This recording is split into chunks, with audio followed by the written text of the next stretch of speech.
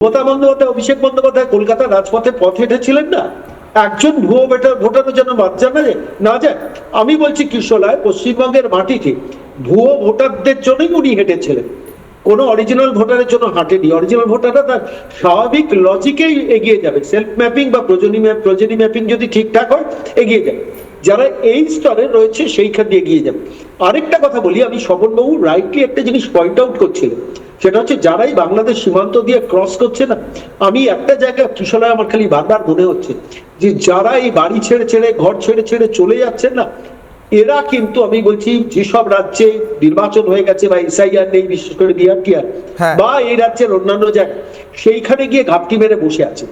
এদের তৃণমূলের তরফ থেকে অ্যাসিওরেন্স দেওয়া হয়েছে ওয়ান্স এসআইআর ইজ কমপ্লিট তোমরা চলে আসো, কারণ এদের দিয়ে আবার ফলস ভোটিংটা তো করাতে হবে।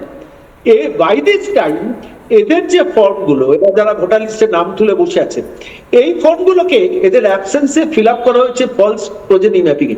আমার স্থির বিশ্বাস, আমি এটা খুব কনভিকশন থেকে বলছি, যা ইন্ডিয়ার সারা পশ্চিমবঙ্গে যা হয়েছে, মানে এই তৃণমূল দলটা প্রচুর ভুয়ো প্রজেনি ম্যাপিং করেছে।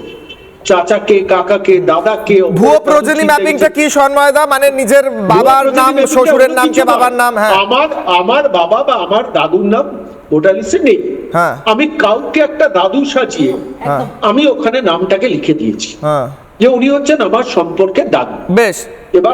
এবার ঘটনা হচ্ছে যে এই ফর্মের টেকনিক্যাল দিক পার্টটা আমি ফর্মটা ঘেটেছি বলে বলছি, সব এই প্রজেনি ম্যাপিং ধরা অন্তত ইনিশিয়াল কোনো ব্যবস্থা নেই।